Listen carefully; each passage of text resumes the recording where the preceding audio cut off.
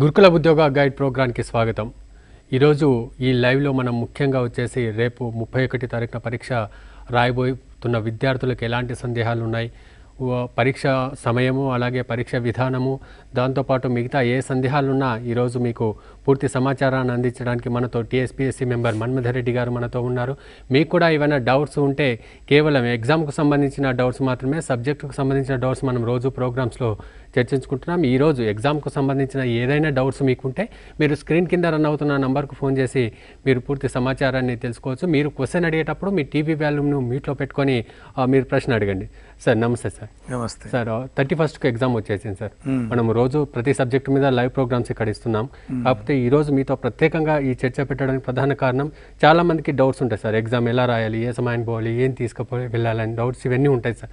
ముఖ్యంగా ఫస్ట్ మీరు ఈ రేపు 31st ఎగ్జామ్ రాయబోయే స్టూడెంట్స్కు మీరు ఇచ్చే సలహాలు ఏంటి సార్? ఫస్ట్ ముందు పరీక్ష రాసే అభ్యర్థులందరికీ శుభాకాంక్షలు తెలియజేస్తున్నాను.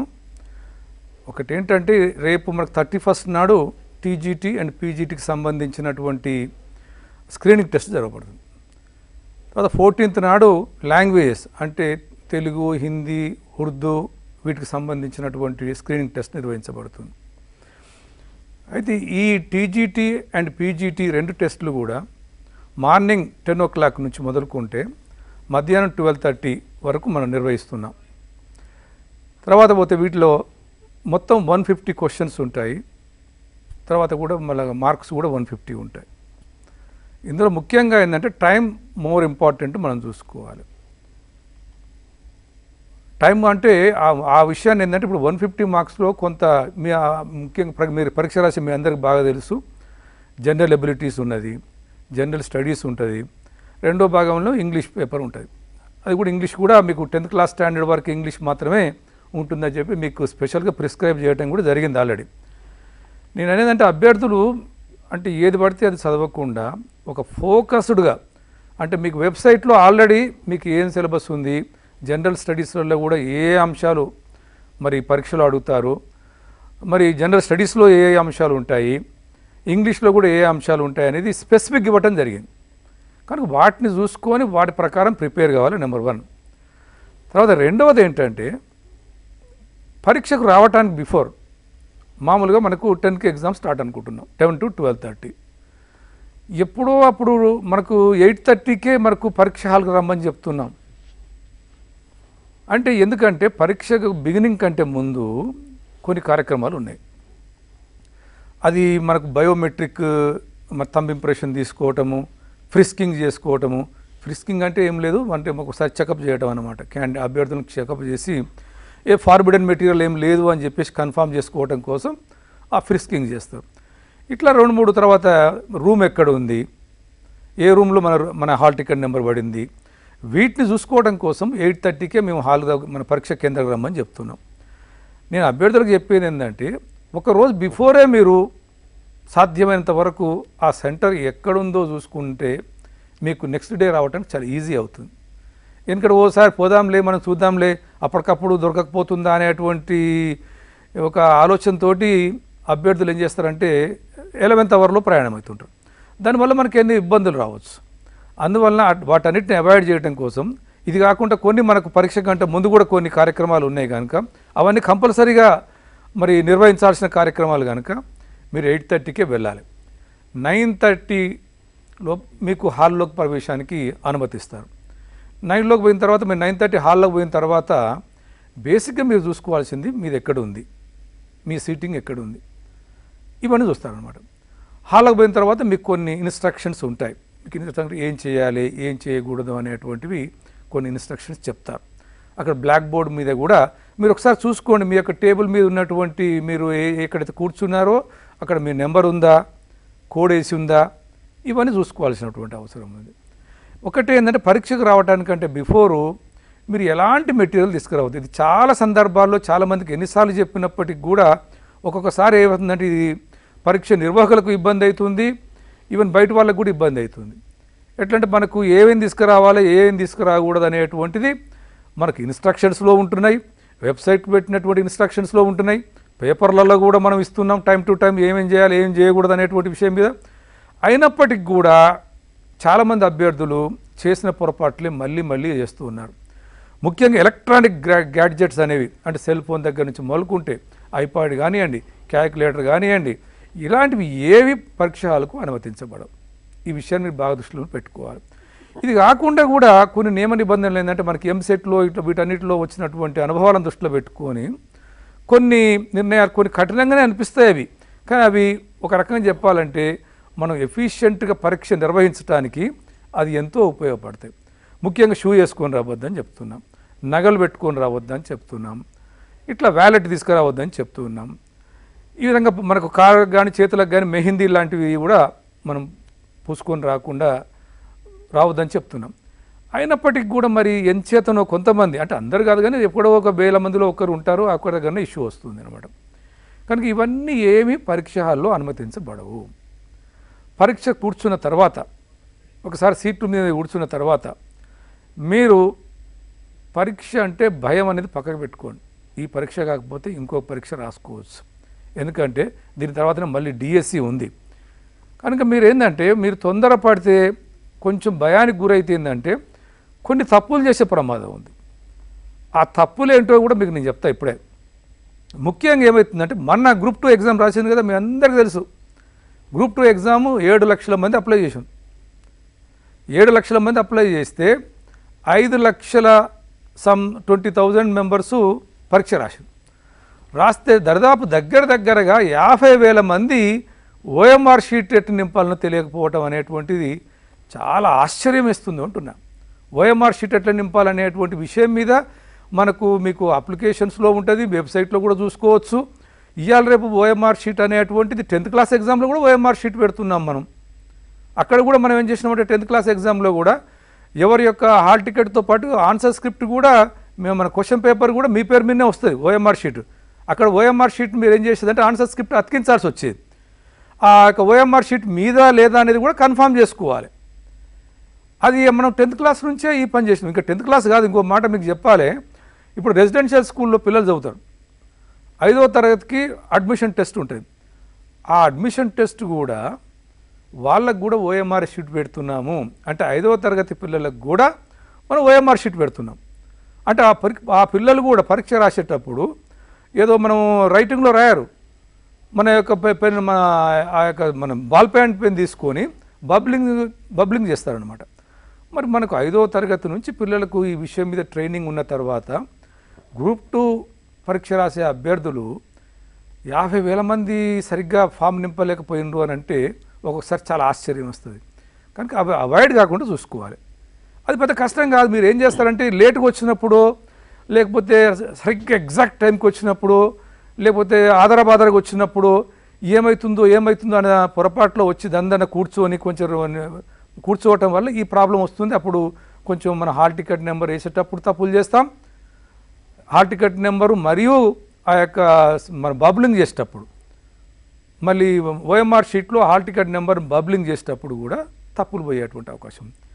కొన్ని సందర్భాలు చెప్తాను మీకు నేను.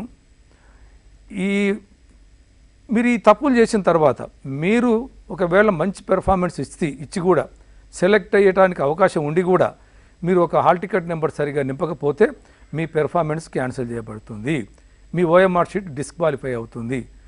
కనుక మరి మీకు అంత కెపాసిటీ ఉండి, అంత సామర్థ్యం ఉండి, ఎన్నో ఏళ్ల నుంచి వేచి చూసి మంచి కోచింగ్ సెంటర్స్కి వెళ్ళి ఇతరత్ర చదువుకొని డే అండ్ నైట్ కష్టపడి మరి ఓఎంఆర్ షీట్ నింపేటప్పుడు తప్పిదం చేయటం వల్ల మీ యొక్క డిస్క్వాలిఫై ఎట్లా అవుతున్నారనేటువంటి విషయాన్ని మీరు దృష్టిలో పెట్టుకోవాలి. కనుక నేను ఫస్ట్ టైం వస్తుందంటే హాల్ టికెట్ నెంబర్ ఫస్ట్ ఇచ్చిన ఓఎంఆర్ షీట్ మీదా కాదా అని చెక్ చేసుకోవాలి.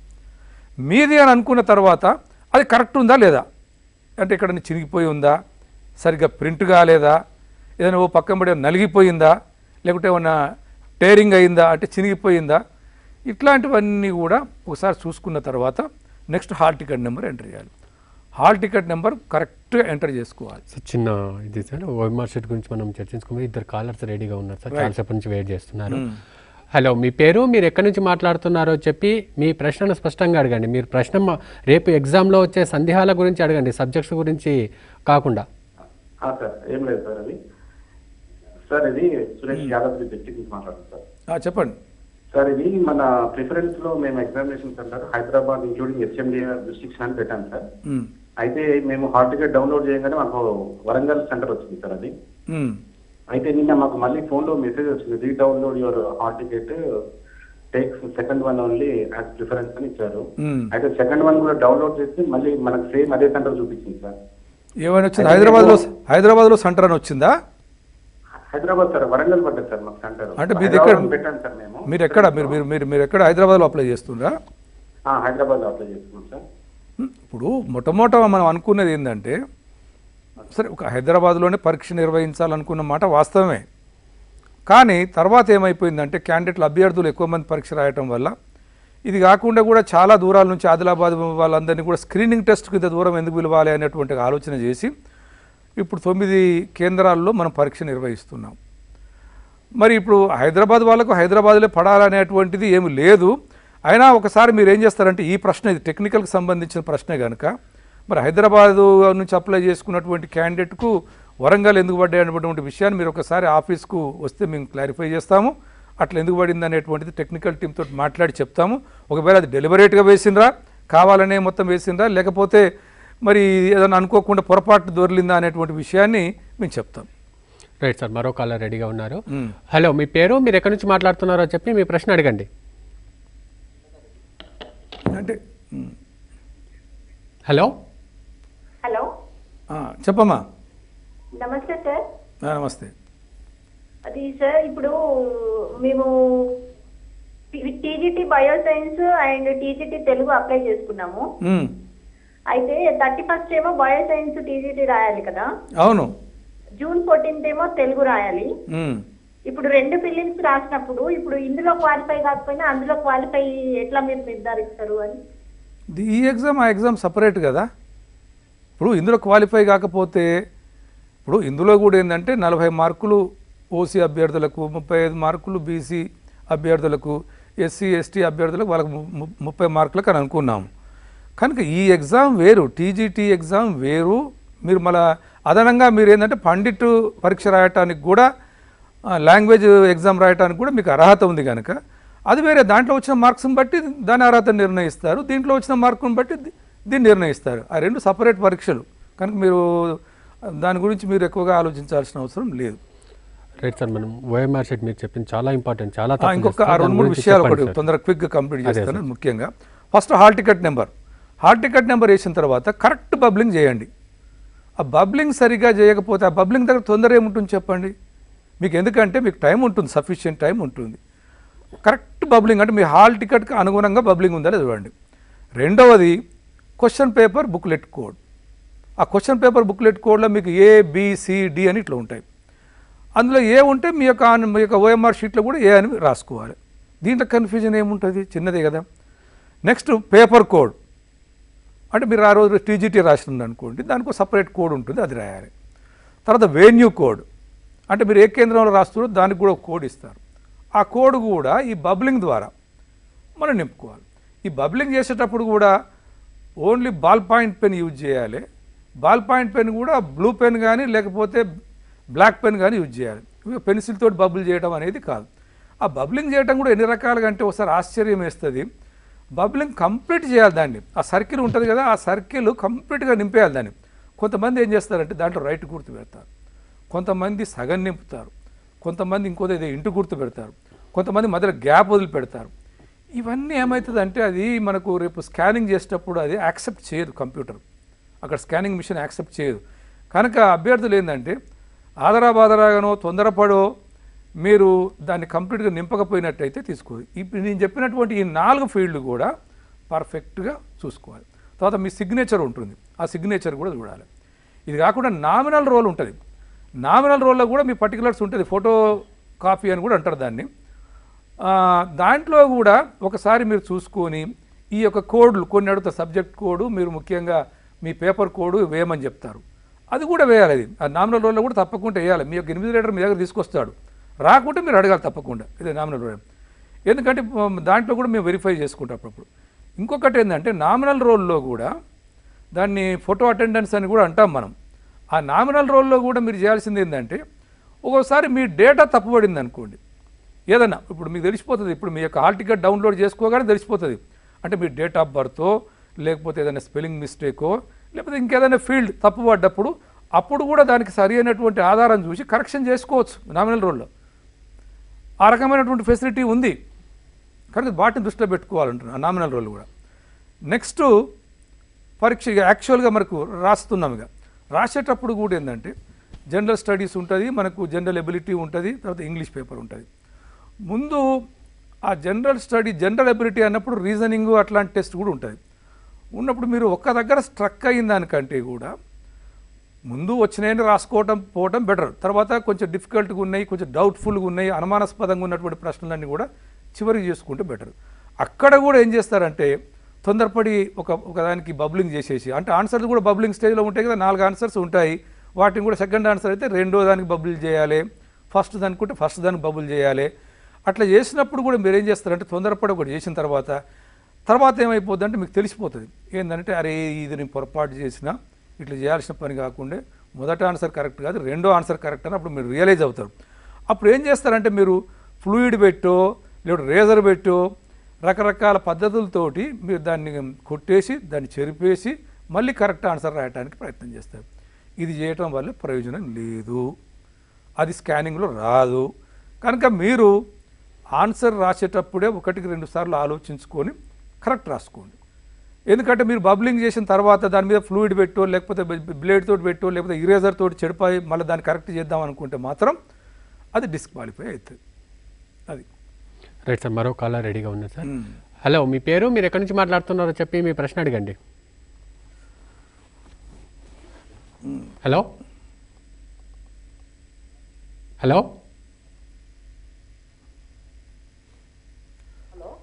యా వినబడుతుంది, అడగండి, మీ ప్రశ్న అడగండి. నమస్కారం రెడ్డి సార్. నమస్కారం సార్. నమస్తే చెప్పండి సార్. మెట్పల్లి సార్. మెట్పల్లి చెప్పు. మెట్పల్లి కరీంనగర్. Karimnagar sir, Jagtial district. ఇప్పుడు ఓకే సార్, నేను టీజీటీ పీజీటీ 2 అప్లై చేసినాం సార్. అయితే మరి హాల్ టికెట్ ఒకటే వచ్చింది, రెండుకి ఒకటే హాల్ టికెట్ సార్, ఒకటే రాయొచ్చా? ఏమంటాము?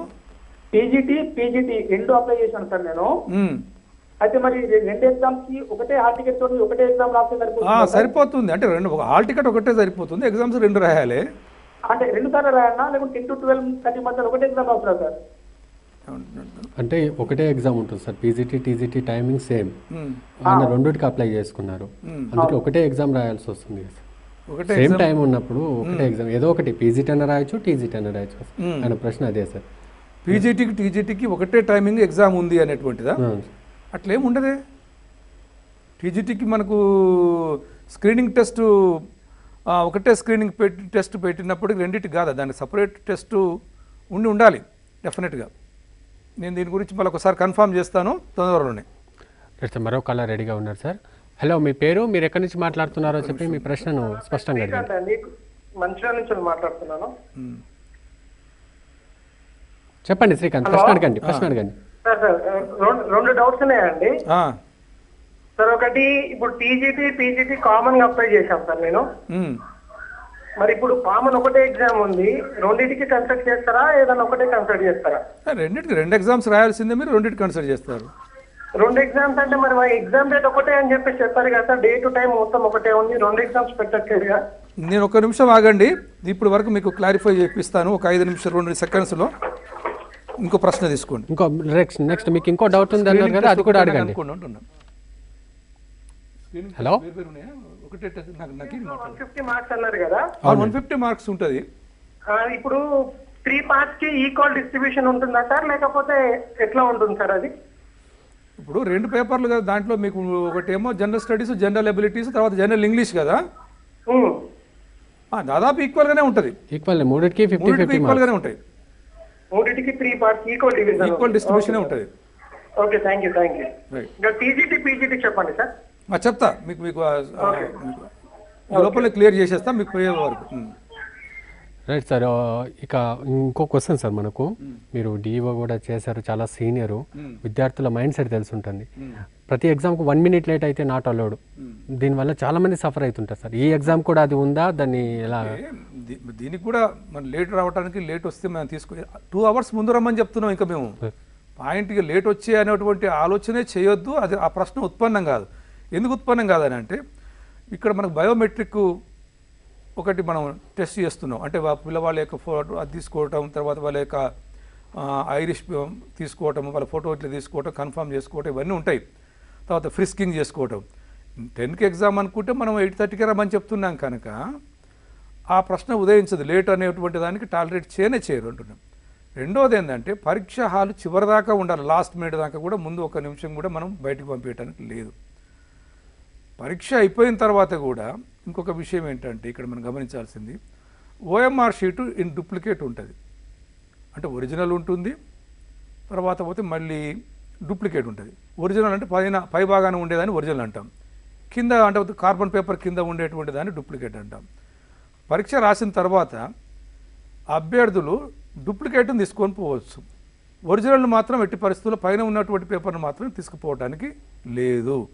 ఒకసారి 1-2 ఇన్సిడెంట్స్ ఇవి కూడా జరిగినాయి కనుక లేదు. ఇక రెండవది ఏంటంటే మీరు ఒరిజినల్గా ఏదైతే పేపర్ మీద అంటే ఓఎంఆర్స్కి షీట్ ఏదైతే ఉందో దాంట్లో మీరు మార్క్ చేసినటువంటి దాన్నే లెక్కలోకి తీసుకుంటాం, అది మాత్రమే తీసుకుంటాం. తర్వాత మళ్ళీ డూప్లికేట్ దాంట్లో వేరే ఆన్సర్ ఉంది అని చెప్తే దాన్ని యాక్సెప్ట్ చేసుకోం.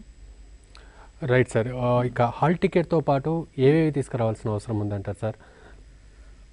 హాల్ టికెట్తో పాటు ఒకటి ఐడెంటిటీ కార్డు, ఒకటి ఏదైనా ఒక ఐడెంటిటీ కార్డు తీసుకొని రమ్మను. అది ఆధార్ది కావచ్చు, ఇంకేదైనా కావచ్చు, ఒక ఐడెంటిటీ కార్డు తీసుకొని రమ్మని చెప్తున్నాం. హాల్ టికెట్లు కూడా ఏదో చిన్న టెక్నికల్ మిస్టేక్ జరిగిందన్నాం, దాన్ని రివైజ్ చేసేసి ఇప్పుడు మనకు వెబ్సైట్లో మనకు మళ్ళీ కరెక్ట్గా చేసినటువంటి హాల్ టికెట్లు వస్తున్నాయి, తీసుకోండి, డౌన్లోడ్ చేసుకోవచ్చు. తప్పకుండా ఏంటంటే ఒక ఐడెంటిటీ, వాళ్ళు ఏదైనా ఒక ఐడెంటిటీ కార్డు తీసుకొని రావాల్సినటువంటి అవసరం అయితే ఉంది. రైట్.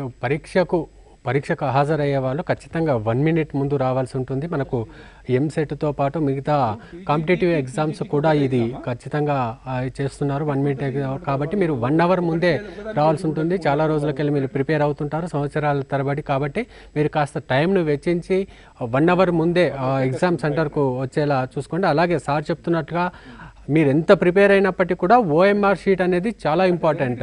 గ్రూప్ 2లో 40,000 మందికి పైగా ఓఎంఆర్ షీట్లో హాల్ టికెట్ నెంబర్ కానీ మిగతాది కానీ తప్పు వేశారని తెలుస్తుంది. మీరు మొత్తం 150కి 150 అటెంప్ట్ చేసినప్పటికీ కూడా ఓఎంఆర్ షీట్లో మీరు చేసే చిన్న తప్పు వల్ల పూర్తిగా మీరు ఇన్ని సంవత్సరాలకు వెళ్ళి పరీక్ష ప్రిపేర్ అయ్యి కూడా వేస్ట్ అవుతుంది. అలాగే హాల్ టికెట్స్ కూడా నిన్న కొందరికి 9 నంబర్స్తో హాల్ టికెట్స్ వచ్చినట్లుగా తెలిసింది. ఆ 9 నంబర్స్ను కూడా దానిపై కూడా టీఎస్పీఎస్సీ ఇప్పటికే క్లారిటీ ఇచ్చింది. మీ ఫోన్లకు మెసేజ్ కూడా పంపించారు. ఇంకేదైనా టెక్నికల్గా మీకు కూడా డౌట్స్ ఉంటే ఖచ్చితంగా టీఎస్పీఎస్సీ ఆఫీస్కి వెళ్ళండి. అక్కడ బోర్డు మెంబర్స్తో పాటు మిగతా వాళ్ళు కూడా ఉంటారు. అక్కడ మీ డౌట్స్ను క్లారిఫై చేసుకోవచ్చు. ఇంతకుముందు కాలర్ అడిగినటువంటి డౌట్ అది క్లారిఫై చేసినాము. మీరు ఎన్నిటికి అప్లై చేసుకున్నా కూడా అంటే టీజీటీకి కానీ పీజీటీకి కానీ లేకపోతే మళ్ళీ పీడీఏ కూడా ఉంది కదా, ఈ మూడింటికి స్క్రీనింగ్ టెస్ట్ ఒకటే కనుక మీరు మూడింటికి ఎలిజిబిలిటీ ఉండి మూడింటికి అప్లై చేసుకుంటే మూడింటికి మీరు ఒకవేళ మార్క్స్ 40 కంటే ఎబోవ్ మీకు ఏ కేటగిరీకి వస్తారో ఆ కేటగిరీకి దాన్ని బట్టి మీకు ఎలిజిబిలిటీ ఉంటే మూడింటికి కూడా మీకు రేపు మెయిన్ టెస్ట్కి ఎలిజిబిలిటీ వస్తుంది. కనుక ఆ యొక్క సందేహం ఒక ఎగ్జామ్ రాస్తే మూడింటికి కూడా ఎలిజిబిలిటీ వస్తుంది. Right sir. ఒకవేళ ఎలిజిబిలిటీ ఉండి అప్లై చేసుకోండి, దట్ ఇస్ ద కండిషన్. మరో కాలర్ రెడీగా ఉన్నారు సార్. హలో, మీ పేరు, మీరు ఎక్కడి నుంచి మాట్లాడుతున్నారు చెప్పి మీ ప్రశ్నను స్పష్టంగా అడగండి.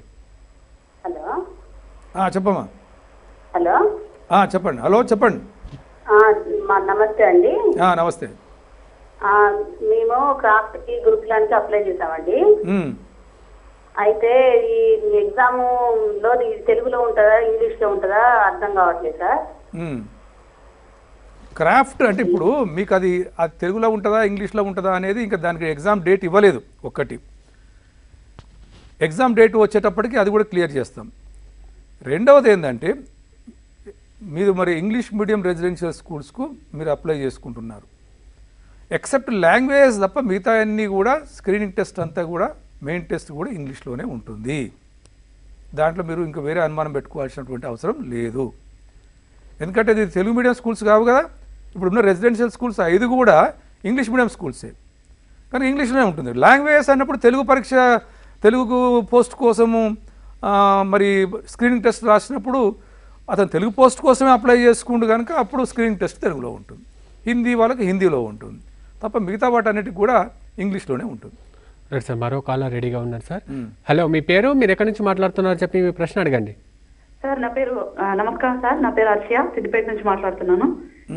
సార్ నేను టీజీటీ పీజీటీ రెండు అప్లై చేశాను. ఎగ్జామ్ ఒకటే రోజు ఉంటుందా? టైమింగ్స్ కూడా వేరు వేరు ఉంటాయా? మరి ఒకటే రోజు ఉంటుందా? సెంటర్ కూడా ఒకటే పడడానికి అవకాశం ఉందా, లేకుంటే వేరే ఇప్పుడు హైదరాబాద్ లో ఒకటి పడి, లేకుంటే వరంగల్లో, లేకుంటే కరీంనగర్ లో అట్లా పడడానికి అవకాశం ఉందా? ఇంతకుముందు కూడా కాలర్ అడిగారు ఆ డౌట్. మీకు ఒకటే టెస్ట్ ఉంటుంది మీ యొక్క అర్హతలను బట్టి, టీజీటీకి, పీజీటీకి, మరి ఈవెన్ పీడీకి కూడా పేపర్ ఒకటే ఉంటుంది. అది స్క్రీనింగ్ టెస్ట్ ఉంటుంది. అది మీకు 10 to 12:30 అంటే 2.5 hours ఉంటుంది. కనుక మీరు మూడింటికి అప్లై చేసుకున్నా కూడా ఒకటే స్క్రీనింగ్ టెస్ట్ సరిపోతుంది. సెంటర్ కూడా ఒకటే ఉంటుంది. ఇక మీకు అనుమానం పెట్టుకోవాల్సిన అవసరం లేదు. రైట్ సార్, మరో కాలర్ రెడీగా ఉన్నారు. హలో, మీ పేరు, మీరు ఎక్కడి నుంచి మాట్లాడుతున్నారో చెప్పి ప్రశ్న అడగండి. సార్ నమస్కారం సార్, నా పేరు రజిత, మా మంచిర్యాల డిస్ట్రిక్ట్. సార్ ఈ స్క్రీనింగ్ టెస్ట్ లో 1:15 అన్నారు కదా సార్, అది కేటగిరీ వైజ్ గా తీస్తారా లేకపోతే సబ్జెక్ట్ వైజ్ గా తీస్తారా? కొంచెం క్లారిఫై కదా సార్. సబ్జెక్ట్ వైజ్గా, కేటగిరీ వైజ్గా తీస్తారు. అర్థమైందా? అటు సబ్జెక్టు చూస్తాము, ఇటు కేటగిరీ చూస్తాము. Okay sir. రైట్ సార్, మనకు హాల్ టికెట్లలో అప్పుడప్పుడు చిన్న చిన్న తప్పులు దొరుకుతూ ఉంటాయి సార్. పేరు, నేమ్ దగ్గర స్పెల్లింగ్ మిస్టేక్ కానీ వాటిని ఎలా క్లారిఫై చేసుకోవాలి సార్? ఇప్పుడు ఒకటి ఏంటంటే, ఇది 10th క్లాస్ సర్టిఫికేట్ కాదు. బేసిక్గా మనకు బేసిక్గా ఎక్కడ అంటే, ఇప్పుడు 10th క్లాస్ వచ్చినప్పుడు ఏమైందంటే స్పెల్లింగ్ మిస్టేక్ పోతే సర్టిఫికెట్లో కూడా ఆ స్పెల్లింగ్ మిస్టేక్ సేమ్గా క్యారీ అవుట్ అవుతుంది. కనుక మరి కొంచెం మనకు ఇబ్బంది అనిపిస్తుంది. ఈ స్పెల్లింగ్ మిస్టేక్స్ తోటి పెద్ద ఇబ్బంది లేదు, కానీ బేసిక్గా ఇప్పుడు డేట్ ఆఫ్ బర్త్ ఉంది, కాస్ట్, కమ్యూనిటీ ఉంది. వీటిలలో ఏమైనా పొరపాటు దొరికితే మీకు గతంలోనే దీనికి ఓటీఆర్ అప్పుడే మీరు సవరించుకోవడానికి చాలా సందర్భాల్లో అవకాశం ఉంది. మీరు 1 time రిజిస్ట్రేషన్ చేసుకున్నప్పుడే మీకు చాలా సందర్భాల్లో మీరు లాగిన్ అయిపోయి మీరు కరెక్షన్ చేసుకునేటువంటి స్కోప్ ఉంది.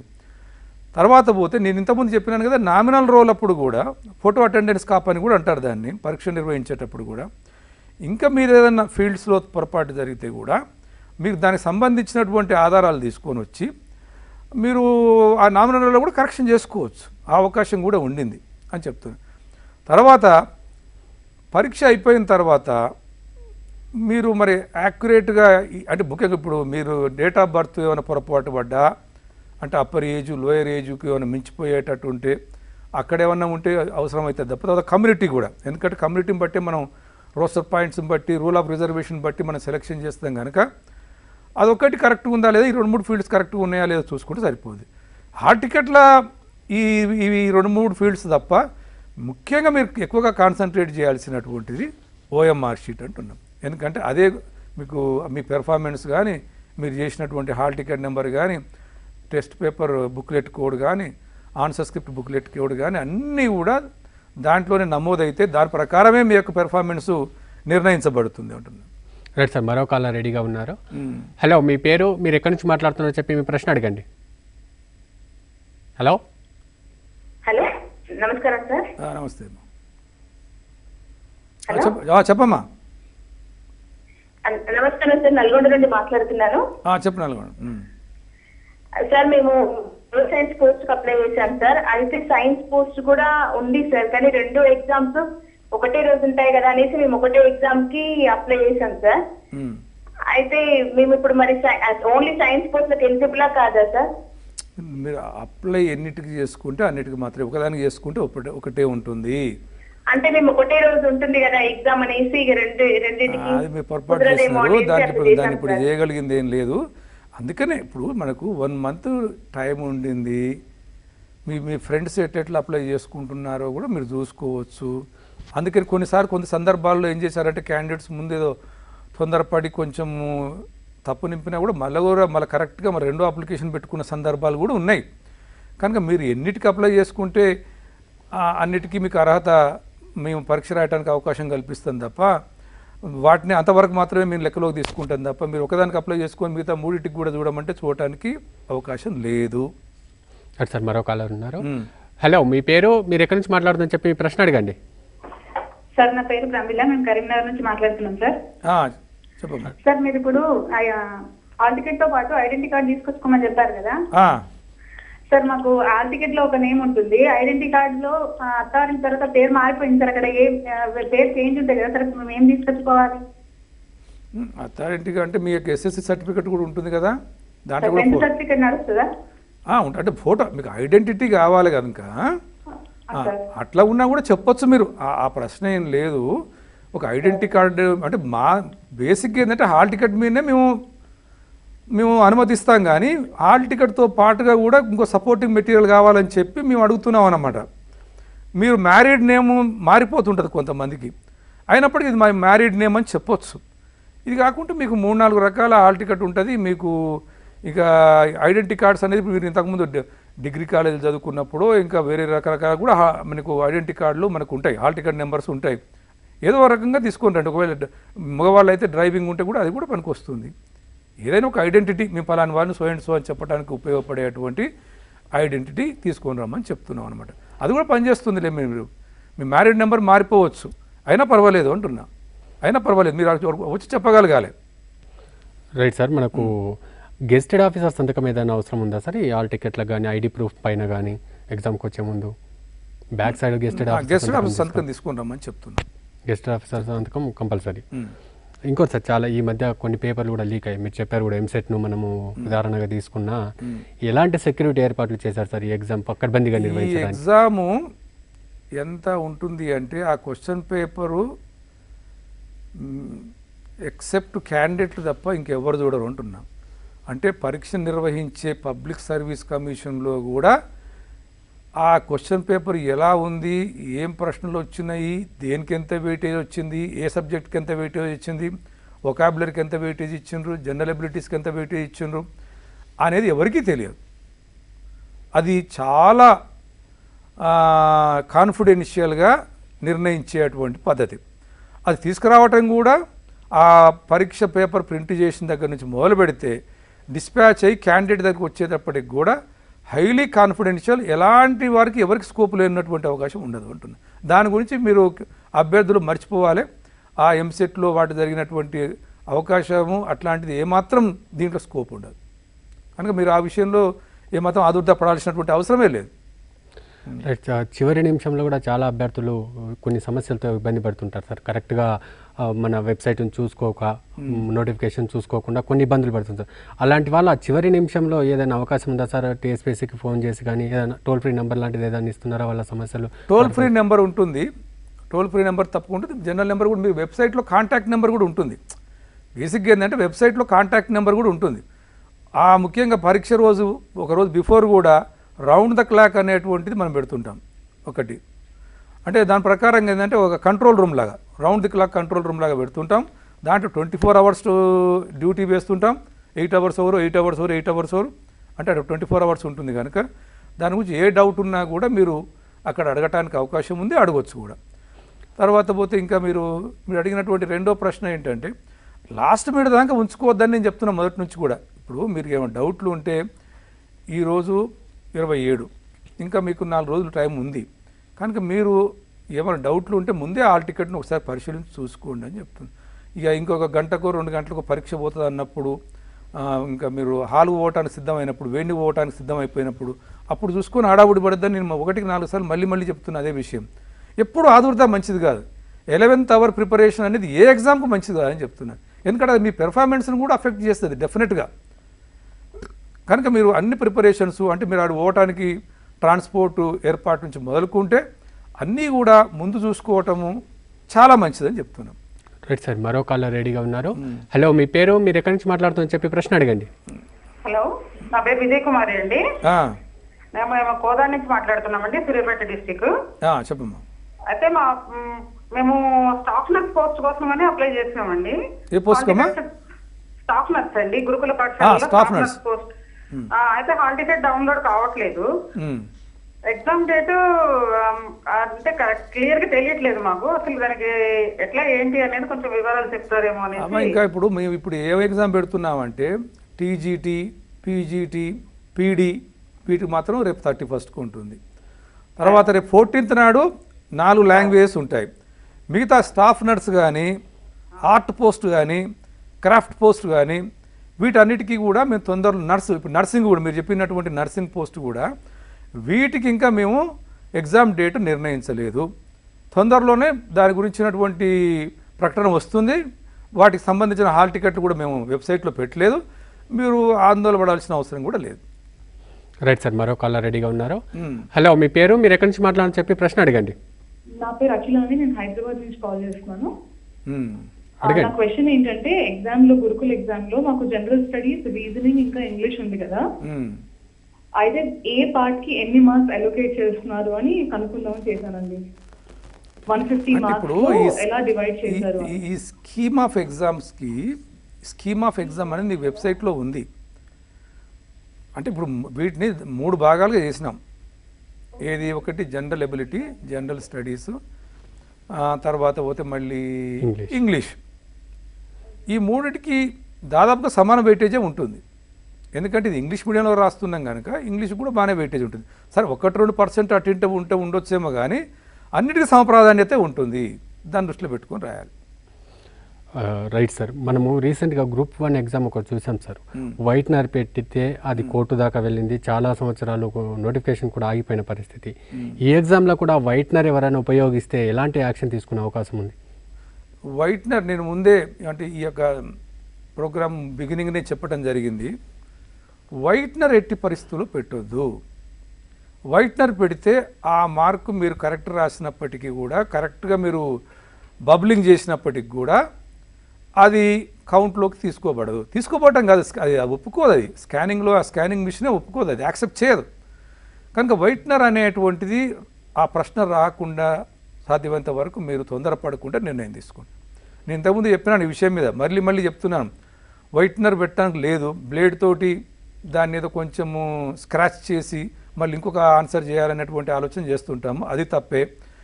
మూడవది ఏంటంటే ఇరేజర్ ఏదో రబ్బర్ తీసుకుని అట్లాంటిది ఏదో కొంచెం సాధ్యమంత వరకు ఇరేజ్ చేసే ప్రయత్నం చేస్తాం. పెన్ తోటి మీరు బాల్ పాయింట్ పెన్నే వాడమన్నాం కనుక పెన్సిల్స్ వాడటానికి ఎట్టి పరిస్థితుల్లో అవకాశం లేదు. ఒకప్పుడు ఉండింది పెన్సిల్ తోటి కూడా బబ్లింగ్ చేయమన్నాం, కానీ ఇప్పుడు అది తీసేసి ఓన్లీ మన బ్లాక్ పాయింట్ పెన్ కానీ బ్లూ పెన్ కానీ, అది కూడా మన రీఫిల్ తోటి చేసినటువంటి పెన్గా వీటితోటే బబ్లింగ్ చేయాలి. బబ్లింగ్ చేసినప్పుడు కంప్లీట్గా చేయాలని చెప్తున్నాము. సగం చేసి వదిలేయొద్దు. తర్వాత టిక్ మార్క్ పెట్టొద్దు. మధ్యలో లేకపోతే ట్రయాంగులర్గానో లేకపోతే ఇంకంప్లీట్గానో చేస్తే అది కూడా యాక్సెప్ట్ కాదు. మీరేమనుకుంటారంటే మీకు ఇచ్చినటువంటి డూప్లికేట్ ఓఎంఆర్ షీట్ చూసుకొని నేను కరెక్టే పెట్టినాను కదా అనేటువంటి అపోహలో ఉంటారు. కనుక అది కరెక్ట్ కాదు. రెండవది వైట్నర్ గురించి మళ్ళీ ప్రస్తావన వస్తుంది కనుక కొంతమంది కోర్టు కూడా పోయినారు గతంలో. మేము కరెక్టే వైట్నర్ పెట్టినాము, ఏదో తొందరపాటున రాంగ్ పెట్టినాం, మళ్ళీ రియలైజ్ అయ్యి ఇమీడియట్గా మళ్ళీ కరెక్ట్ చేసినాము, లేకుంటే పెట్టేటప్పుడు సరిగ్గా పెట్టలేకపోయినాం, తొందర అయిపోయింది, ఇంకేదో కారణాల వల్ల ఆ యొక్క బబ్లింగ్ పూర్తి స్థాయిలో, ఆ సర్కిల్ పూర్తి స్థాయిలో నింపలేదు అని అడిగి కోర్టుకు పోయిన సందర్భాలు కూడా ఉన్నాయి. కోర్టుకు పోయినా కూడా కోర్టులు కూడా ప్రభుత్వానికి కమిషన్కు మాత్రమే అనుకూలంగా ఇచ్చినవి తప్ప అభ్యర్థులకు అనుకూలంగా ఇవ్వలేదు. కనుక ఈ విషయం మీద మిగతా విషయాలన్నీ కూడా నేను ఏమంటున్నానంటే మీ వెబ్సైట్లో అందుకనే క్యాండిడేట్లు కూడా ఏం చేయాలంటే ఇప్పుడు ముఖ్యంగా పరీక్ష ఇంకా 3-4 రోజులు ఉంది కనుక మీరు అప్డేషన్ కోసం అంటే ఏదైనా ఇన్ఫర్మేషన్ కావాలనుకుంటే కూడా ఎవ్రీ డే పెడుతుంటాం మనం. ఓసారి ఉదయం సాయంత్రం కూడా కొత్త ఇన్ఫర్మేషన్ పెడుతుంటాం ఏమైనా చేంజెస్ వస్తే. కనుక తప్పకుండా మీరు పబ్లిక్ సర్వీస్ కమిషన్ వెబ్సైట్ యొక్క అడ్రస్ మీకు తెలిసి ఉంటుంది, www.tspsc.gov.in అనేటువంటిది. మీరు ఆ వెబ్సైట్ ఓపెన్ చేసుకొని ఎప్పటికప్పుడు ఇన్స్ట్రక్షన్స్ ఏమున్నాయి అనేది చూసుకోవాలి. ఎందుకంటే ఇన్స్ట్రక్షన్స్ ఓసారి ఇప్పుడు మీరు నిన్న ఏమొచ్చింది అంటే కొంచెం హాల్ టికెట్ ఏదో నెంబర్ తప్పుగా పడిందని తెలిసింది, ఇమీడియట్గా సవరించుకొని మళ్ళీ కొత్త నెంబర్ పెట్టినాం కదా, మీరు కొత్త హాల్ టికెట్ పెట్టిందనేది మీకు ఎట్లా తెలుస్తుంది? మీరు ఓపెన్ చేసుకొని చూస్తే తెలుస్తుంది. కనుక వెబ్సైట్ ఎప్పటికప్పుడు మీరు టచ్లో ఉంటే సరిపోతుంది. రైట్ సార్, మరో కాలర్ రెడీగా ఉన్నారు. హలో, మీ పేరు, మీరు ఎక్కడి నుంచి మాట్లాడుతున్నారని చెప్పి ప్రశ్న అడగండి. హలో,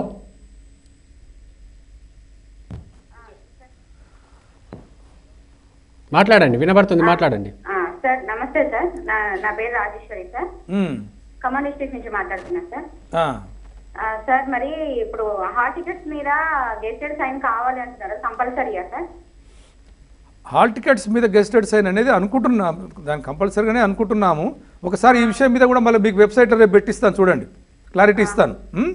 అదే ఇంకొక డౌట్ సార్, మాకు సెల్లో నిన్న మెసేజ్ ఒకటి వచ్చింది సార్. ఏమొచ్చింది? మెసేజ్ ఒకటి వచ్చింది సార్, మీది ఒకసారి టెక్నికల్ ప్రాబ్లం వల్ల సెంటర్ మార్చేస్తున్నాము, వేరే సెంటర్ చూస్ చేసుకోండి అంటున్నారు. అది మరి ఇప్పుడు మళ్ళీ చేసుకోమంటారా, మళ్ళీ ఆగమంటారా ఒక 1 day? కొత్త హాల్ టికెట్స్ మరి మీ వెబ్సైట్లో పెట్టినాం. నేను ఆల్రెడీ కొత్త మీకు రివైజ్డ్ హాల్ టికెట్స్ అన్నీ కూడా వెబ్సైట్లో పెట్టడం జరిగింది. మీరు ఒకసారి బ్రౌజ్ చేసుకొని చూసుకోండి. సరే సరే సార్, చూసుకుంటాను sir. Okay, thank you sir. Right sir, మరో కాలర్ రెడీగా ఉన్నారు.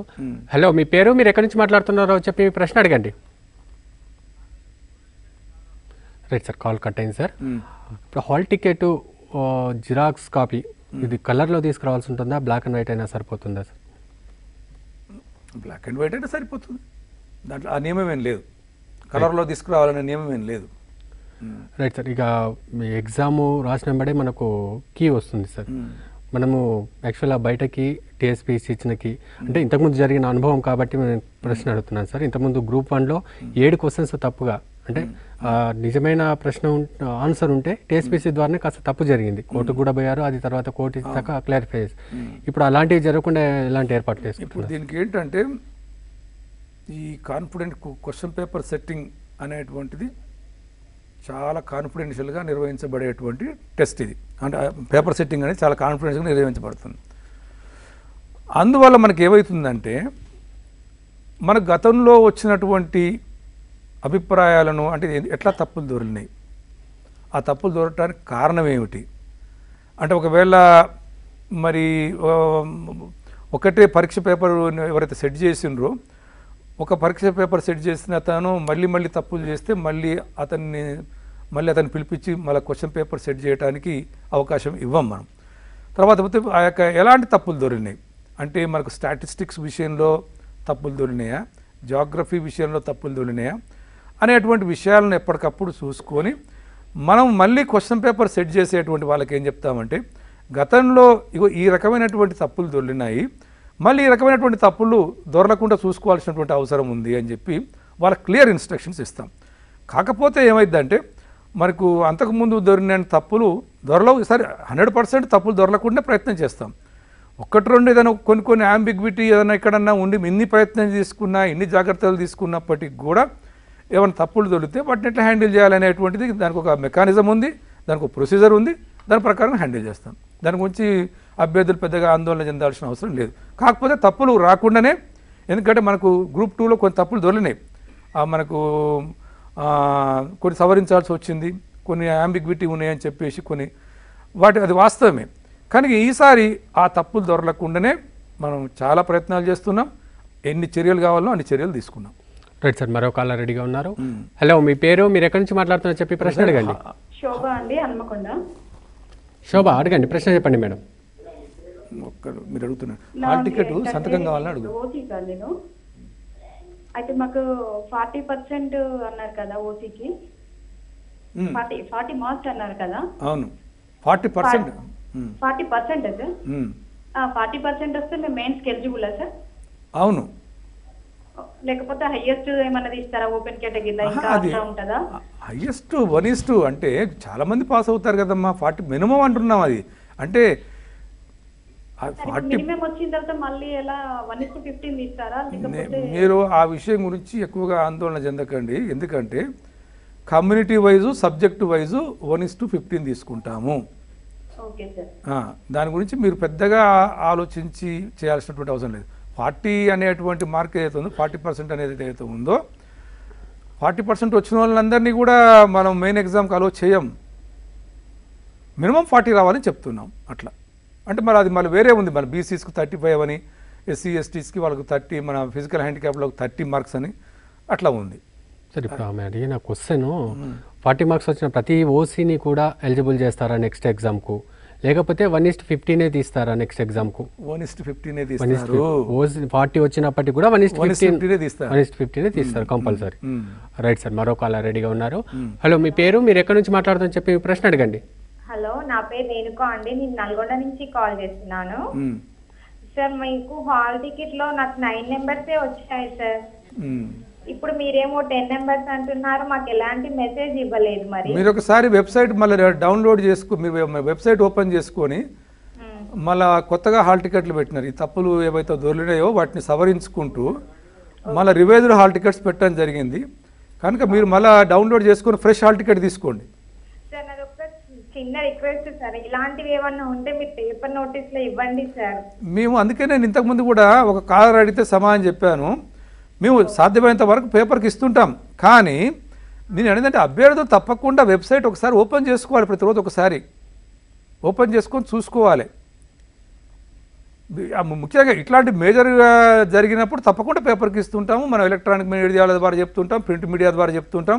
ఏదంటే హాల్ టికెట్లు కొంచెం దాని తప్పుదోలు టెక్నికల్ మిస్టేక్స్ జరిగినాయి అంటే వాటిని సవరించిన అనేటువంటి విషయాన్ని, మన కొత్త హాల్ టికెట్స్ వెబ్సైట్లో పెట్టినాం అనేటువంటి విషయాన్ని తప్పకుండా మేము ప్రెస్ ద్వారా కానీ ఎలక్ట్రానిక్ మీడియా ద్వారా కానీ చెప్తుంటాం మీకు. దాని గురించి మీరు ఎప్పటికప్పుడు ఈ 3-4 రోజులు పేపర్లు మీరు అన్ని పేపర్లు క్షుణ్ణంగా చూడండి. ఏమైనా ఇన్స్ట్రక్షన్స్ కూడా వస్తుంటాయి. ఎందుకంటే ఇది కాకుండా రేపు ఆఫీస్ నుండి కూడా పరీక్షలలో తీసుకోవాల్సిన జాగ్రత్తల నుంచి కూడా మళ్ళీ ఇన్స్ట్రక్షన్స్ ఇస్తుంటాం. వాటిని కూడా ఫాలో కావాలి మీరు.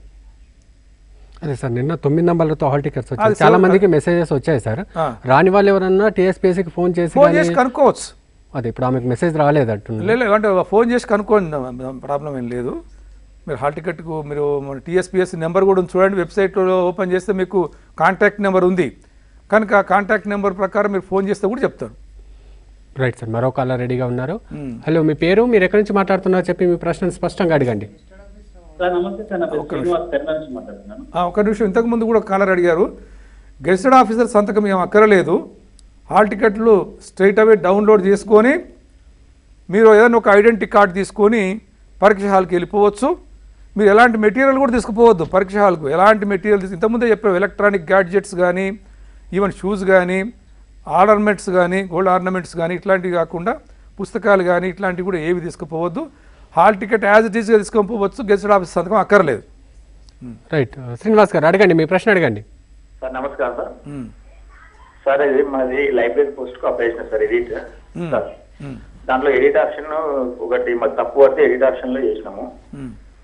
మళ్ళీ మేము వచ్చినాక డౌన్లోడ్ అప్లికేషన్ ఫామ్ రాలేదు సార్. అది మళ్ళీ కొట్టి చూస్తే సక్సెస్ అని వస్తుంది. అది ఎడిట్ అయిందా కాలేదని మాకు డౌట్ ఉండేది సార్. కొంచెం డౌన్లోడ్ చేసుకుంటే ఏమైనా అది రెక్టిఫై అయిందా కాలేదా? ఆల్రెడీ కంపల్సరీ కొట్టినామని వస్తుంది మిస్టేక్ వచ్చి. కానీ అప్లికేషన్ వెంటనే టీజీటీకి అదే చేస్తే అప్లికేషన్ వెంటనే వచ్చింది. కానీ ఒకసారి ఈ విషయం మీద అక్కడ మీరు కమిషన్ యొక్క మన ఫోన్ నెంబర్ తీసుకుని మాట్లాడండి ఒకసారి. ఇది టెక్నికల్ మ్యాటర్ కనుక మీరు ఒకసారి కమిషన్కి ఫోన్ చేసి తెలుసుకోండి ఆ విషయాన్ని. రైట్ సార్, ఇక ఇంకో మెయిన్ ఇది సార్, ఎండలు చాలా ఉన్నాయి. అలాగే ఎగ్జామ్ ఎక్కడి నుంచో సెంటర్ చాలా దూరం పడింది. ఇప్పుడు హైదరాబాద్ వాళ్ళకు కూడా వరంగల్ పడింది అని చెప్తున్నారు. సెంటర్స్ హాల్లో అక్కడ మీరు సెంటర్ నిర్వహిస్తున్న అక్కడ కాలేజ్ వాళ్ళకి ఏమైనా ఇన్స్ట్రక్షన్స్ ఇచ్చారా అభ్యర్థులకు ఎలాంటి ఏర్పాట్లు చేయమని చెప్పేసి? అంటే ఇప్పుడు అక్కడ సెంటర్ దగ్గర కావలసిన ఏర్పాట్లన్నీ చేస్తారు.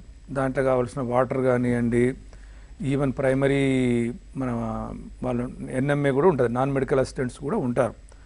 నేను ఏంటంటే అభ్యర్థులు కొంచెము పరీక్షకు ముందు రోజును కానీ తర్వాత కానీ కొంచెం మీరు కూడా జాగ్రత్తలు తీసుకోవాలి. అంతకుముందు రోజు ఏదో ఎండలో తిరగటం కానీ ఇట్లాంటివన్నీ కూడా చేయొద్దు. హాట్ సమ్మర్ కదా మరి, అందుకనే ఎగ్జామ్ కూడా 10 o'clockకే మనం స్టార్ట్ అవుతుంది. మనకు పరీక్ష అయిపోయేటప్పటికి 12:30 అవుతుంది. అందువల్ల నేను ఏదంటే ఎండలకు తిరగొద్దు. మామూలుగానే మీరు అంతకుముందు 1-2-3 రోజులు కూడా కొంచెం రెస్ట్ఫుల్గానే ఉండటం మంచిది. ఇంట్లో రిలాక్స్డ్గానే ఉండాలి. నైట్ కూడా మీరు కొంచెం హెవీ ఫుడ్ తీసుకోకుండా కొంచెం లైట్ ఫుడ్ తీసుకుని ఉంటేనే తెల్లారి ఇబ్బందులు ఎలాంటివి రాకుండా మనం పరీక్షకు సిద్ధంగా ఉన్నట్లు అవుతుంది. రైట్ సార్, అలాగే ఇంకో కాలర్ రెడీగా ఉన్నారు సార్. హలో, మీ పేరు, మీరు ఎక్కడి నుంచి మాట్లాడుతున్నారని చెప్పి మీ ప్రశ్న స్పష్టంగా అడగండి. సార్ భరత్ అని నార్కల్ నుంచి మాట్లాడుతున్నాను సార్. చెప్పండి, చెప్పు బాబు. సార్ చెప్పండి సార్. ఏంటో కానీ ఇప్పుడు పీటీసీ టీడీసీ అని 2 అప్లై చేసినాం కదా సార్. చెప్పు, వినపడుతుంది బాబు. 2 అప్లై చేసినా కానీ 2 అప్లై చేస్తే ఒకటే హాల్ టికెట్ వచ్చింది. ఒకటే హాల్ టికెట్ మీద రాసుకోవచ్చు 2. సరే, టైమింగ్స్ అనేది 10 to 12:30 వచ్చింది. ఒకటే వచ్చింది టైమింగ్స్. అదే టైమింగ్ ఉంటుంది, సరిపోతుంది. ఒకటే టెస్ట్, స్క్రీనింగ్ టెస్ట్ ఒకటే సరిపోతుంది.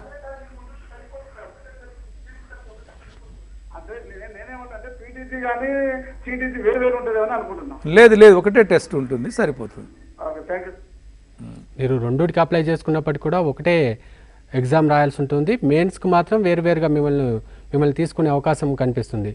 Right sir. ఇక ఎగ్జామ్కు చాలామంది ప్యాడ్ తీసుకెళ్తుంటారు, ఈసారి కూడా ప్యాడ్ తీసుకుపోవటం సరే, to be on the safe side pad తీసుకుపోవటం మంచిదే. ఎందుకంటే మనం ఎన్ని జాగ్రత్తలు తీసుకున్నప్పటికి కూడా ఒక్కొక్కసారి కొన్ని చిన్న చిన్న ఇన్ఫ్రాస్ట్రక్చర్ విషయంలో ఫర్నిచర్ ఏదైనా ఎంత ప్రొవైడ్ చేసినప్పుడు కూడా 1-2 అర తక్కువ పడవచ్చు. కనుక మన జాగ్రత్తలు మనం ఉండటం మంచిది, ఎందుకైనా మంచిది. అవసరం అనుకుంటే అక్కడ సఫిషియెంట్గా ఉన్నప్పుడు ఆ ప్యాడ్ బయట ఉంచి మనం లోపలికి వెళ్ళిపోయి పరీక్ష రాసుకోవచ్చు. ఇక ఇవి మనము సాధారణంగా తీసుకోవాల్సినటువంటి జాగ్రత్తలు. ఇక మీరు మనకి ఇది అయిపోయిన తర్వాత కూడా ఇమీడియట్గానే మళ్ళీ ఎక్కువ టైం ఏం తీసుకోరు. అంటే ఈ స్క్రీనింగ్ టెస్ట్ అయిపోయిన తర్వాత కూడా బహుశా రేపు 31కు ఇది స్క్రీనింగ్ టెస్ట్ అయిపోతుంది. మోస్ట్ ప్రాబబ్లీ జూలైలోనే మీకు మళ్ళీ మెయిన్ టెస్ట్ ఉంటుంది. కనుక పిల్లలు ఆ టైం కూడా దృష్టిలో పెట్టుకొని, ఎందుకంటే ఇప్పుడు మనకు ఈ గ్రూప్ 2 ఎగ్జామ్ రిజల్ట్ ఇచ్చిన తర్వాత కొన్ని నోటిఫికేషన్స్ కూడా ఇంక ఇవ్వలే, లెక్చరర్స్వి అవి కూడా నోటిఫికేషన్, గురుకుల నోటిఫికేషన్స్ ఇవ్వలేదు. వాటికి కూడా నోటిఫికేషను సిద్ధం చేస్తున్నారు మనం. కనుక ఇవన్నిటికీ వరుసగా ఎగ్జామ్స్ వస్తున్నాయి కనుక ఎక్కువ టైం ఉండదు. ఇక కనుక అభ్యర్థులందరూ నేను ఏమంటున్నానంటే, ఈ పరీక్ష రాయగానే మళ్ళీ మీరు మెయిన్ టెస్ట్ కోసం ప్రిపేర్ అవ్వటం అనేది బెటర్. మళ్ళీ ఇప్పుడు అది అనౌన్స్మెంట్ అవుతుంది, ఇమీడియట్గానే అనౌన్స్ చేస్తాము, మీరు అనవసరంగా డైవర్షన్ కాకుండా మెయిన్ టెస్ట్ కూడా ప్రిపేర్ అయిపోతే పోతుంది. ఇక మెయిన్ టెస్ట్ కూడా మీకు తెలుసు 300 మార్క్స్ ఉన్నాయి. 150 మార్క్స్ ఏమో మీ యొక్క మెథడ్స్కి సంబంధించినటువంటి ఉంటాయి. ఆ మెథడ్స్ మీకు తెలుసు, మరి మీరు బీఈడీలో చదువుకున్నటువంటి మెథడ్సే ఉంటాయి. అందులో కూడా ఆ మెథడ్స్లో కూడా ఏ అంశాలను మిమ్మల్ని టెస్ట్ చేస్తారనే విషయం కూడా మీకు పేపర్ 1లో 150 మార్క్స్లో వాటి ఇవ్వటం జరిగింది. అదేవిధంగా పేపర్ 2లో సబ్జెక్ట్ నాలెడ్జ్ ఉంటుంది. కనుక మీరు ప్రిపేర్ అయ్యేటప్పుడు కనుక మీరు చాలా జాగ్రత్తగా ప్రిపేర్ కావాల్సినటువంటి అవసరం ఉంటుంది. మెథడ్స్ కూడా సబ్జెక్ట్ డీవియేట్ కాకుండా ఓన్లీ సబ్జెక్ట్ వరకే కన్ఫైన్ అయ్యి మీరు సిద్ధమైనట్లయితే పరీక్ష సక్సెస్ఫుల్గా ఫేస్ చేయడానికి అవకాశం ఉంది. రైట్ సార్, మరో కాలర్ రెడీగా ఉన్నారు. హలో, మీ పేరు, మీరు ఎక్కడి నుంచి మాట్లాడుతారని చెప్పి ప్రశ్న అడగండి. Hello, good afternoon sir. నా పేరు షబానా, హైదరాబాద్ నుంచి మాట్లాడుతున్నాను. చెప్పు షబానా. సార్, ఇన్స్ట్రక్షన్స్ లో ఎలాంటివి ఆర్నమెంట్స్ అయినా వాచెస్ అయినా ఏది తీసుకురావద్దు అని అన్నారు. ఆర్నమెంట్స్ అంటే ఇట్స్ ఓకే సార్, కానీ వాచ్ లేకపోతే చాలా ఇబ్బంది అవుతారు కదా సార్. ఎందుకంటే 150 questions contents of 150 minutes. So ఒక్కొక్క మినిట్ ఒక్కొక్క క్వశ్చన్ కి మేము కేటాయించుకోవడం అనేది ఒక ఐడియా ఉంటది మైండ్ లో. అయితే వాచ్ లేకపోతే ఇప్పుడు ఏదైనా ప్రాబ్లం చేస్తున్నాం, కొంచెం దాని డెప్త్ కి వెళ్ళామని అంటే అక్కడ ఒక 1-2 minutes గ్యాప్ అయినా కూడా వేరే ప్రాబ్లమ్స్ అవుతాయి. అలాంటప్పుడు మరి మాకు టైమింగ్స్ అనేది కొంచెం డిఫికల్ట్ అవుతుంది కదా సార్. ఎలక్ట్రానిక్స్ వాచెస్ అంటే it's okay, it's according to the law తీసుకురావచ్చు, కానీ జనరల్ వాచెస్ అయితే అలౌ చేయొచ్చు కదా సార్. అది మా రిక్వెస్ట్. అంటే రిక్వెస్ట్ కరెక్టే, కానీ నేను అనేది ఏంటంటే ఇప్పుడు మీకు ఒక మంచి ప్రశ్నే అడిగినారు మీరు. ఎలక్ట్రానిక్ వాచెస్ అలో చేయకపోతే సరిపోతుంది అనేటువంటిది. అంటే అప్పటికప్పుడు అది ఎలక్ట్రానికా నాన్ ఎలక్ట్రానిక్ వాచా అని చెప్పడానికి ఆడ ఎక్స్పర్ట్స్ ఉండరు, అది కొంచెము ఇబ్బంది అవుతుంది. సరే, మీ వైపు నుంచి ఆలోచించినా కూడా నిజానికి అది కొంచెం ఇబ్బందికరమైనటువంటిది. అందుకే ఏమి ఏర్పాట్లు చేస్తున్నామంటే ఎవ్రీ హాఫ్ అన్ అవర్కి ఒక బెల్ కొడతారు, ఎవ్రీ హాఫ్ అన్ అవర్కి. రెండవది ఏంటంటే 99.100% కూడా అక్కడ రూమ్లో తప్పకుండా కూడా మీకు వాల్ క్లాక్ ఉంటుంది. కనుక మీరు ఆ వాల్ క్లాక్ని చూసుకొని ఈ bell every half an hour bell వస్తుంది కనుక, బెల్ కొడతారు కనుక దాని దృష్టిలో పెట్టుకొని పరీక్ష రాయాల్సి వస్తుంది. రైట్ సార్, మరో కాలర్ రెడీగా ఉన్నారు సార్. హలో, మీ పేరు, మీరు ఎక్కడి నుంచి మాట్లాడుతున్నారో చెప్పి ప్రశ్న అడగండి. హలో హలో హలో, చెప్పమ్మా. సార్, మేము కమ్యూనిటీ బీసీడీ కిందకి వస్తాము. అంటే యాక్చువల్ గా మన ఇన్స్టిట్యూషన్స్ లో బీసీడీ మ్యాథమెటిక్స్ కి కొంచెం పోస్టులు అట్లా లేనట్టుగా ఉన్నాయి. మేము పీజీటీకి అప్లై చేసాము. మరి మమ్మల్ని అది సెలెక్ట్ చేస్తారా? ఇది మామూలుగా ప్రిలిమినరీలో మీరు రెండింటికి అప్లై చేసుకున్నారా? పీజీటీఏ సార్, నేను ఎలిజిబుల్. టీజీటీకి ఎలిజిబుల్ కాదా అంటున్నా? టీజీటీకి కాదు సార్, మాకు టెట్ లేదు. ఒకదానికే మిమ్మల్ని కన్సిడర్ చేస్తారు, రెండో దానికి ఉండదు. అలా అంటలేను సార్, మేము క్యాస్ట్ వైజ్ అంటున్నాము. బీసీడీ మాది. బీసీడీలో మాకు పోస్ట్ చాలా తక్కువ ఉన్నాయి. సెలక్షన్ ప్రొసీజర్ గురించి మీరు మీరు అడుగుతున్నారు బేసిక్గా మీకు ప్రశ్న సెలెక్షన్. ఓసీ ఇప్పుడు జనరల్లో అప్ టు 50% వరకు ఓపెన్ కాంపిటీషన్లో ఎట్లా కన్సిడర్ చేస్తారు, తర్వాత కూడా మళ్ళీ మీ కమ్యూనిటీలలో అంటే ఆ బీసీ-డీలో ఎన్ని పోస్టులు ఉన్నాయో ఓపెన్ కాంపిటీషన్ తర్వాత కూడా మళ్ళీ బీసీ-డీలో ఎన్ని ఉన్నాయో ఆ డీలో మళ్ళీ వాటిని కూడా మీరు బీసీ-డి క్యాండిడేట్స్ తోటే నింపుతారు. తక్కువ ఉంటే ఉండొచ్చు, దాన్ని మనం ఏం చేయగలిగింది ఏం లేదు. ఎందుకంటే అది మనకు రాజ్యాంగబద్ధంగా చట్టబద్ధంగా ఏ పోస్టులు ఏ కమ్యూనిటీలో ఎన్ని ఉండాలి అనేటువంటిది నిర్ణయించబడ్డది కనుక మనం మార్చేది ఏమి ఉండదు అందులో. కనుక మిమ్మల్ని ఓసీలో 50% ఎట్లా ఉంటుంది మీకు అవకాశం. ఆ ఓసీ పోస్టులు కాకుండా బీసీ-డి కమ్యూనిటీలో కూడా ఎన్ని పోస్టులు ఉంటే అన్ని పోస్టులు మీకు మిమ్మల్ని పరిగణనలోకి తీసుకుంటారు. రెండవది ఏంటంటే మీరు ఉమెన్ క్యాండిడేట్ ఉన్నట్టున్నారు కనుక ఉమెన్ కూడా సపరేట్ కోటా ఉంది, మళ్ళీ అందులో కూడా 30% ఉంది కనుక ఈ 3 రకాలుగా మీకు ఎలిజిబిలిటీ వస్తాయి. ఇది కాకుండా కూడా మళ్ళీ హ్యాండిక్యాప్డ్ అయి ఉంటే హ్యాండిక్యాప్డ్ దగ్గర కూడా ఒకవేళ అంటే మీరు దాని కిందకి వస్తే ఆ కమ్యూనిటీ కిందకి వస్తే ఆ కేటగిరీ కిందకి వస్తే మన బీసీ-డి అయినప్పటికీ కూడా దానికి ఆ హ్యాండిక్యాప్డ్కు ఫిజికల్లీ ఛాలెంజ్డ్ క్యాండిడేట్స్ ఎవరైతే ఉంటారో దానికి కమ్యూనిటీ అనేది ఉండదు, ఎవరైనా కూడా దానికి ఆ పోస్టుకి ఎలిజిబిలిటీ ఉంటుంది కనుక అక్కడ కూడా కన్సిడర్ చేయడం జరుగుతుంది అన్నమాట. రైట్ సార్, హ్యాండిక్యాప్ గురించి చెప్పారు కదా, వాళ్ళకు టైం ఏదైనా ఎక్స్ట్రా టైం ఏదైనా టైం ఉంది. టైం ఎవరికంటే ఇప్పుడు మామూలుగా ఇప్పుడు ఈ సెరెబ్రల్ పాలసీ అని ఉంటుంది. సెరెబ్రల్ పాలసీ ఉన్నటువంటి వాళ్ళకు లోకోమోటర్ ఉన్నటువంటి వాళ్ళకేమో ఎవ్రీ 1 అవర్కు 20 minutes. ఇక మిగతా వాళ్ళకు కొంతమంది బ్లైండ్ ఉంటారు 100%. బ్లైండ్ ఉంటే వాళ్ళకు ఎవ్రీ 1 అవర్కి ఒక 10 minutes టైం తీసుకుంటున్నాం అన్నమాట. తర్వాత ఉంది ఓన్లీ బ్లైండ్ క్యాండిడేట్స్కి మాత్రమే మనం బిల్లుని ఇస్తాం. ఎవరిని అంటే మనకు స్క్రైబర్ని ఇస్తాం అన్నమాట. ఇది కాకుండా ఆర్థ్రోపెడికల్లీ హ్యాండిక్యాప్ ఉంటారు కొంతమంది. ఆర్థ్రోపెడికల్లీ హ్యాండిక్యాప్ అంటే ఇక్కడ మనం దృష్టిలో పెట్టుకోవాల్సింది లెగ్ మీద మనకు హ్యాండిక్యాప్ ఉంటే దాన్ని తీసుకోం. అంటే మనకు అప్పర్ లింబ్ ఏదైతే ఉందో మన చెయ్యి మనం రాయాల్సినటువంటి చెయ్యి రాయలేని పరిస్థితిలో ఉన్నప్పుడు వాళ్ళకు కూడా స్క్రైబ్ని ఏర్పాటు చేస్తారు. కాకపోతే వాళ్ళకి అదనపు టైం లేదు. అదనపు టైం ఏమైనా కూడా బ్లైండ్ స్క్రైబ్ని పెడుతున్నాం కనుక వాళ్ళకు ఒక 10 minutes అంటే 10 minutes అంటే గంటకు 10 minutes అదనంగా ఇస్తుంటాం. ఇక లోకోమోటర్ సెరెబ్రల్ పాలసీ ఉన్న వాళ్ళకేమో గంటకు 20 నిమిషాలు టైం ఇస్తూ ఉంటాం. రైట్ సార్, బీసీ-డిలో పోస్టులు లేవని బాధపడే కంటే ఉన్న ఓపెన్ కోటాలో ఎలా కొట్టాలని చెప్పేసి ఆలోచించేసి ప్రిపేర్ అవుతే మీకు జాబ్ వచ్చే అవకాశం ఉంటుంది. అలాగే సార్, ఇప్పుడు హాల్ టికెట్లో టీఎస్పీఎస్సీ ద్వారా ముఖ్యంగా టీఎస్పీఎస్సీ ద్వారా ఏదన్నా టెక్నికల్ ప్రాబ్లం జరిగి అభ్యర్థి ఆ ఎగ్జామ్ రాయకపోయి ఉంటే టీఎస్పీఎస్సీ తప్పు వల్ల ఆ అభ్యర్థికి ఎలా మళ్ళీ ఏదైనా ఎగ్జామ్ అవకాశం కల్పిస్తారా? టైం ఏదైనా మనకి ఇప్పుడు ఏమంటే వెబ్సైట్లో పెట్టేసినాం ఆల్రెడీ. అంటే హాల్ టికెట్లో డిఫెక్ట్స్ ద్వారా ఇన్ఎలిజిబిలిటీ అయినటువంటి సందర్భం ఏం లేదు, ఇంతవరకు ఎక్కడ రాలే.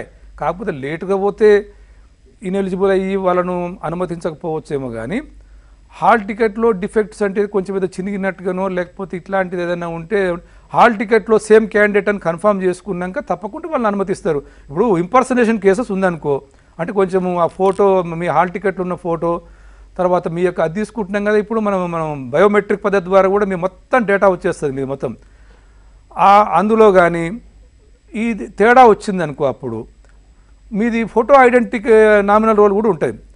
ఆ రెండింటిని చెక్ చేసుకొని తరోగా చెక్ చేసుకున్నాకనే మిమ్మల్ని పరీక్షకు అనుమతిస్తారు. ఆ రెండిట్లో తేడా రాకపోతే మీకు ఇట్లాంటి ఇబ్బందులు ఏం లేవు. అంటే ఇప్పుడు దాంట్లో డిఫెక్ట్ వచ్చిందనో సరిగా కనపడలేదనో ఏదో ఒక ఫీల్డ్ మిస్ అయిందని చెప్పి మీకు అనుమతించక ఉండకపోవడం అనేది ఉండదు. రైట్ సార్, ఇక మనకు సమయం అయిపోయింది సార్. లాస్ట్ 1 minute రేపు ఎగ్జామ్ రాయబోతున్న అభ్యర్థులకు మీరు ఎలాంటి సూచనలు చేస్తారు సార్ ఫైనల్గా? ఇక నేను ఇంతకుముందే ఇది 2-3 సార్లు స్ట్రెస్ చేశాను. నాకు ఎందుకంటే ఈ పాయింట్ మీద రేపు కలెక్టర్స్కు వీడియో కాన్ఫరెన్స్ అప్పుడు కూడా ఈ విషయాన్ని చెప్పదలుచుకున్నాం. ఏంటంటే ఇదే అంటే ఓఎంఆర్ షీట్ అనేటువంటిది మీకు ఒక రకంగా చాలా ఛాలెంజింగ్గా ఉన్నటువంటిది. మీరు ఏం చేసినా కూడా ఓఎంఆర్ షీట్ మీద మీ పెర్ఫార్మెన్స్ ఉంటుంది.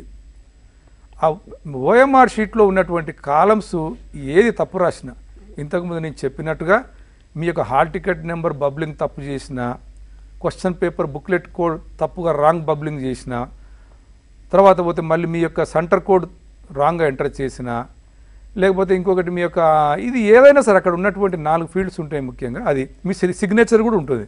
మీ సిగ్నేచర్ చేయకపోయినా ఇవి బేసిక్ థింగ్స్ ఇవి రాంగ్ చేస్తే మీరు డిస్క్వాలిఫై అవుతారు అంటున్నా. నేను ఏంటంటే మీకు ఐఏఎస్ సెలెక్ట్ చేసే అటువంటి క్యాలిబర్ ఉన్నప్పటికి కూడా కెపాసిటీ ఉన్నప్పటికి కూడా ఈ చిన్న చిన్న మిస్టేక్స్ కొంతమంది పొరపాటు చేసేటువంటి అవకాశం ఉంది.